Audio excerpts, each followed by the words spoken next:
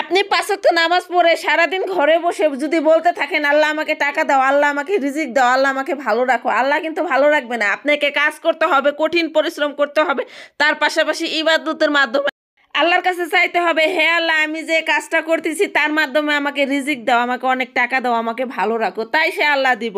ঘরে বসে অবহেলার পাত্র না হয়ে ছোট বয়স থেকে খাটতে শিখো, ইনকাম করতে শিখো। অলসতা করে বাপের হোটেলে আর কয়দিন খাবা? জীবনে ইনকাম করবে, কষ্ট করবে, সাকসেস হবে, ভালো থাকবা। কেউ অসৎ পথে টাকা ইনকাম করে ভালো থাকতে পারে নাই।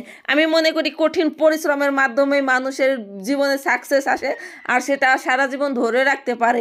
অসৎ পয়সা যায় আসে। আমাকে অনেকে অনেক কথা বলে, তাদের সম্বন্ধে বলতেছি, ভাইয়া আমার জীবনে ওই রকম কোনো ধান্দা নাই, ওই রকম কোনো খারাপ কাজ আমি জীবনে করি নেই। আপনারা আমাকে যাই বলেন আমি কিছু মনে করি না। আলহামদুলিল্লাহ ভালো আছি। আমি পরিশ্রম করতে জানি, আর পরিশ্রমের মাধ্যমে যে মানে সাকসেস হওয়া যায়, জীবনে কিছু করা যায় সেটাও বিশ্বাস করি। ভয়, অলসতা এগুলো বাদ দিয়ে ঠিক আছে জীবনে কষ্ট করাটাই মেন। আসসালামু আলাইকুম, কেমন আছেন সবাই? ঠিক আছে, এই প্রথম দেখলাম কপিলের মা বাবা একসাথে মানে মেয়ের বাড়িতে গেল। ওই মেয়ের বাড়ি আমি আজকে ৩ বছর ধরে জীবনে দেখিনি যাইতে।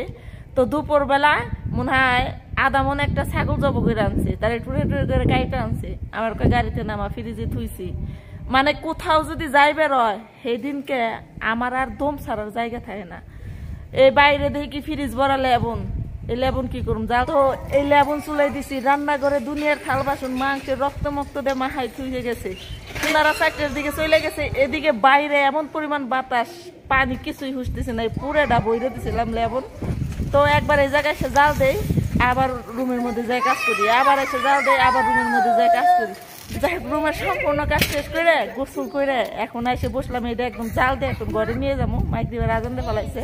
তো কপিলের বাবার লগে আমি ঝগড়া করছি, আমাকে মাংস আনছে, আমার মাংস দিয়ে যা, কয় তুই যাবি না? আমি কিনা কয় তো রাখে, আমি কি আমি রাখবো না, কয় মামারে কোকে মানে ওনার ভোর কথা কয়। আমি কিনা করবো না, মিটমিটে আসে বুঝের পাশে যে বুড়ি হয়েছে, কিপটে বুড়ি হলো দিব না, বুড়িরে মানে হাসতেছে মিটমিটে। পরে দিয়ে কি মাংস থুয়ে গেছে, ম্যাডাম আমার মানে ওনাকে দিকে ভালো ভালো হানি রাখে, আমার একটু দিয়ে কয় কি কয় এইটুকু ধরবে না, আমি ওইব মাসাল্লাহ, তাও আধা কিলোর উপরে হইব, ফ্রিজে রাখে দিছি। এখন এই লেবন জাল দেওয়া শেষ করে একটু জিরে তারপরে রান্না করুন ছাগলের মাংস। অনেকদিন পরে মাংস রান্না করুন, কেমন জানি মাংস খাওয়া একটা নেশা আমি মনে করি। এই যে জাল দিতেছি কোন সময় এটা ওই বাল্লাই জানে, ভাল লাগতেছে না, মাথা ব্যথা করতেছে। এই বাতাস আজকে আমার 12টা বাজাইছে, বাতাস না চাললে জাল লাগতো, তাড়াতাড়ি হুইসে যেত পানি। আমি শুধু বলি ছাগলের মাংস, আসলে এটা ছাগলের মাংস না, দুম্বের মাংস। প্রচুর পরিমাণ গন্ধ, হয়তো খেতে খেতে অভ্যাস হয়ে গেছে। সবসময় চেষ্টা করি রসুনের ফোড়ন দিয়ে রান্না করার জন্য, রসুনের ফোড়ন দিয়ে রান্না করলে মাংসের গন্ধটা কম করে। বুড়ে বুড়ি কোনাখানে গেলি যে একটু শান্তি আলে বসুম, হে চিন্তা নাই। মেয়ের জামাই আসতেছে, এনে মজলিস রুম পরিষ্কার করো, রান্না থুয়ে হেনে যায় হেতা পরিষ্কার করে থইলাম। এই যে মাংস কষাই দিচ্ছি, কি দেয় শরীর কাঁপতেছে। ঠিক আছে, এদিক দিয়ে রান্নার তারা দিতেছে, একটু জাল করুম আজকে, টাটকা মাংস তো জাল হইলে মজা লাগবে মনে হয়, মনে হইতেছে। প্রেশার কুকারে দিলে 10 মিনিটই হয়ে যায়, তো ভাবছি আজকে প্রেশার কুকারে রান্না করুন না, এবার জাল দিয়ে রান্না করুন। একটা আলু দিব পরে, মনে হইতেছে জাল দিয়ে হলাইছি বেশি শুকনো মরিচ, এটা জ্বালাম হইতে থাকুক। লেবন জাল দিয়ে আসে ভাবলাম যে না রান্না করে নই, এখন যদি রান্না না করি, রান্না করতে যাই পেঁয়াজ পাম না। 5টা পেঁয়াজ ছিল, 4টে দিয়ে রান্না করছি, এতটুকু এতটুক, আর একটা রয়েছে।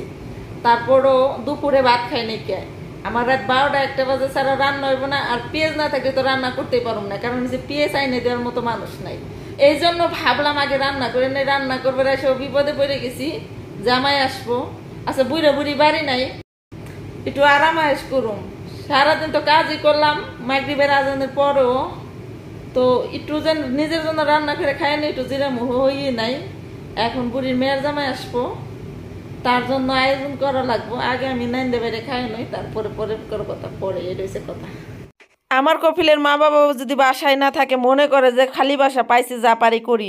এই যে আরেকটা ছাগল জব করে আনছে, এখানে অর্ধেকটা আর অর্ধেকটা কারে জানি দিয়েছে আর কি, বাগে আনছে। তো এখানে আমি মাংসটা প্রেশার কুকারে দিছি, সেদ্ধ হইতেছে না। আলু কাইটে রাখছি, আলুটা একটু পরে তুমি ভাত চলেই দিছি। মানে মুখ দিয়ে কথা বের হইতেছে না, কানে দাপা লাগিয়ে গেছে। সেই দুপুরবেলাতে কাজ করতেছি, শরীরটা এত ক্লান্ত লাগতেছে। এমনি আমি একটু অসুস্থ, তো এই যে মাংস রান্না করছি, একদম জোর রাখি নেই, শুকনো শুকনো করছি ছাগলের মাংস মাশাল্লাহ। এখন গোটা ভাত খামু, নিয়ে আসছি রুমের মধ্যে, কারণ হয়েছে এখন উনি বসে খাওয়া যাবে না, সবাই করতেছে।